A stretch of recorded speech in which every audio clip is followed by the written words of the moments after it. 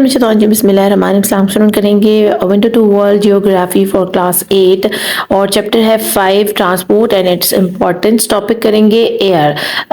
Theoretically air transport enjoys the greatest flexibility in terms of the choice of routes and airplane can fly anywhere in the open sky. अब अगर हम theoretically देख रहे हैं, अगर logically किसी चीज़ को देखा जाए ना, कि एयर ट्रांसपोर्ट जो है ना उनके लिए बड़ी मज़े हैं ना, उनको बाहर कोई रोड्स की बंदिश है ना, वहाँ पर कोई इशारे हैं ना, कोई वहाँ पर रेलवे क्रॉसिंग आती है ना, उनको ट्रैफिक का कोई ख्याल रखना पड़ता है ना, कोई एक्सीडेंट का सीन होता है। आसमान के ऊपर उनको खुले रूट्स दिए होते हैं उन्होंने कि बड़े मज़े से वो फ्लाई करते हुए अपनी डेस्टिनेशन तक पहुँच सकते हैं। However, this is not the case as there are limits as to where an aeroplane can fly. लेकिन ऐसा भी नहीं है कि बस जहाज उड़ाया और अपना मुंह उठा के कहीं भी उड़ा कर ले गए। वहाँ भी नेविगेशन के ऊपर चलना होता है। वहाँ भी जो ट्रैफिक है ना, अब आप यहाँ नीचे बैठे हुए ना, आप खौफ ज़दा हो जाएंगे अगर आप देखेंगे कि कितने जहाज इस वक्त आपके सर के ऊपर उड़ रहे हैं, और अगर खुदा ना खास्ता वो नेविगेशन को फॉलो नहीं करते, ट्रैफिक रूल्स को, एयर ट्रैफिक रूल्स को फॉलो नहीं करते, तो आपस में टकराएंगे और सीधा मलबा उनका आपके सरों पर ही आकर गिरेगा। जैसे कि आपको मैं इस पिक्चर में दिखा रही हूँ कि ये पर सेकंड के हिसाब से आप देख रहे हो कि क्या ट्रैफिक चल रही है आपके सर के ऊपर, तारों की तरह जहाज घूम रहे हैं। देखिए इतने अराउंड द वर्ल्ड इतनी सारी कंट्रीज हैं, लोग हर वक्त हर लम्हा सफर कर रहे हैं। एयरपोर्ट से हर मिनट के बाद एक फ्लाइट उड़ रही है और हर एयरपोर्ट से उड़ रही है। तो ये एक जाल बना हुआ है पूरा एयरप्लेन्स का आपके सर के ऊपर। Due to air safety, air traffic is channeled along specific corridors only. Hence, a small part of the sky is used for air traffic.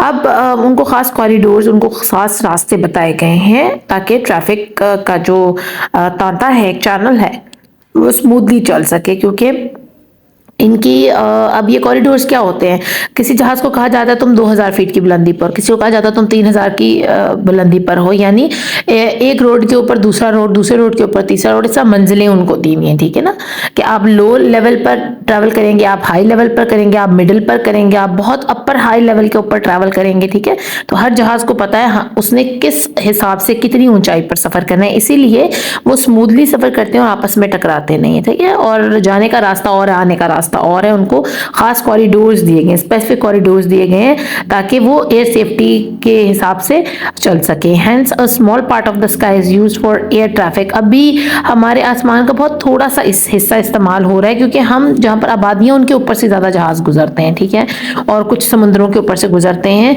तो पूरा आसमान तो नहीं ढका हुआ, लेकिन फिर भी एयर ट्रैफिक जो है ना वो आसमान को इस्तेमाल कर रही है। बेशक थोड़ा हिस्सा ही कर रही है, आसमान तो बहुत बड़ा, अल्लाह की कायनात बहुत बड़ी है, लेकिन फिर भी एयर ट्रैफिक कुछ हिस्सा उसका इस्तेमाल कर रही है। Political factors also influence air routes. अब पॉलिटिकल फैक्टर्स भी बहुत इन्फ्लुएंस करते हैं। क्यों? क्योंकि अब जैसे जहाँ जहाँ जंगें लगी होती हैं ना, वहाँ भी अवॉइड किया जाता है, उस एरिया से जहाज को नहीं गुजारा जाता। जैसे पैलेस्टाइन इस टाइम अल्लाह उनकी मदद फरमाए, अब उसके ऊपर से भी जहाज नहीं गुजारा जा रहा है, क्योंकि अगर कोई अटैक होता है तो वो जहाज को लग सकता है वो मिसाइल। ठीक है ना, तो इसलिए ख्याल रखा जाता है कि ऐसे पॉलिटिकल फैक्टर्स जहाँ पर अलाउ नहीं है ऊपर से जहाज गुजारना, नीचे जंग लगी हुई है या कोई और फैक्टर है, तो वो अवॉइड करते हैं उस वाले रूट को इस्तेमाल करना।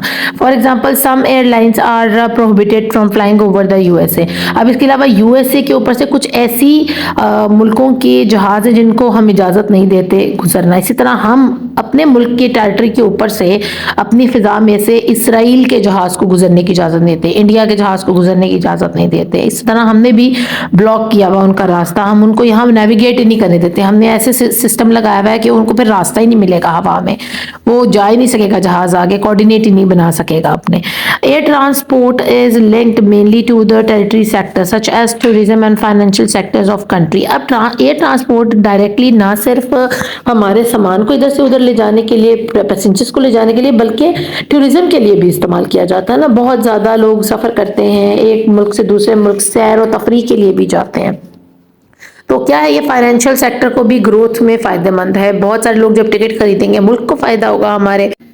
This is due to the high cost of air transport. क्योंकि आपको पता है एयर ट्रांसपोर्ट के टिकट्स काफ़ी महंगे होते हैं, और वो लोग महंगे टिकट्स खरीदते हैं दूर पार सफ़र करने के लिए, टूरिज़्म के लिए, टूरिस्ट जो होते हैं। तो इससे बहुत ज़्यादा रेवेन्यू आता है गवर्नमेंट को। Some companies rely on air transport for their high value of microelectronics. Freight like microelectronics is not bulky.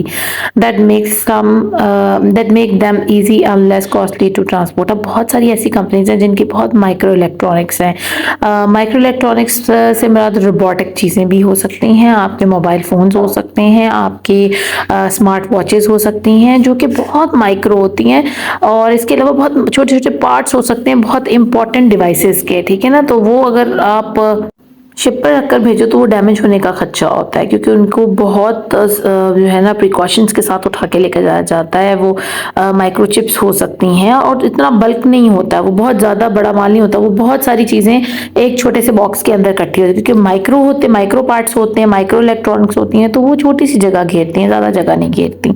इसलिए उनको बेहतर तरीका ये होता है कि हवा के ज़रिए भेजा जाए, एयर ट्रांसपोर्ट के ज़रिए भेजा जाए, और बड़े सुकून से वो माल एक से दूसरी जगह पहुँच जाता है, और लेस कॉस्टली भी होता है, और उनको उठा के ले जाना भी आसान होता है। यानी 1-1.5-2 डब्बे के अंदर, या 4x4 का एक डब्बा है, उसके अंदर उन्होंने माइक्रो इलेक्ट्रॉनिक्स रखी में सेव करके, उसके अंदर कुशन्स वगैरह लगा के, और वो चीज़ बड़ी आसानी से उनकी, क्योंकि माइक्रो इलेक्ट्रॉनिक्स काफ़ी महंगी होती हैं, ठीक है। वो छोटे छोटे पार्ट्स होते हैं, वो कंप्यूटर के, वो और बहुत सारी ऐसी चीज़ें जिनके अंदर वो पार्ट्स लगाए जाते हैं उनको वर्किंग में लाने के लिए। तो ये क्योंकि कीमती चीज़ें होती हैं, इसलिए एयर ट्रांसपोर्ट जो है ना इसके लिए सूटेबल भी है, चीपर भी है, और ईजियर भी है। Air transport is dominated by passenger transport, especially today where people travel frequently for work and play. अब चीज़ों के साथ साथ ज़्यादातर जो हवाई सफ़र इस्तेमाल किया जाता है, हवाई ज़रिया सफ़र का इस्तेमाल किया जाता है, वो पैसेंजर्स करते हैं। उनको एक मुल्क से दूसरे मुल्क जाना है, एक शहर से दूसरे शहर जाना है बहुत कम वक्त में, तो वो जहाज़ के सफ़र को ज़्यादा तरजीह देंगे, ठीक है। और अगर उन्होंने टूरिज़्म के लिए भी लोग ज़्यादा जहाज़ के ज़रिए एक से दूसरे शहर या एक से दूसरे मुल्क जाते हैं। Inexpensive air travel by budget airlines have helped to boost air travel. It has made air travel cheaper and affordable for even the budget conscious passengers को।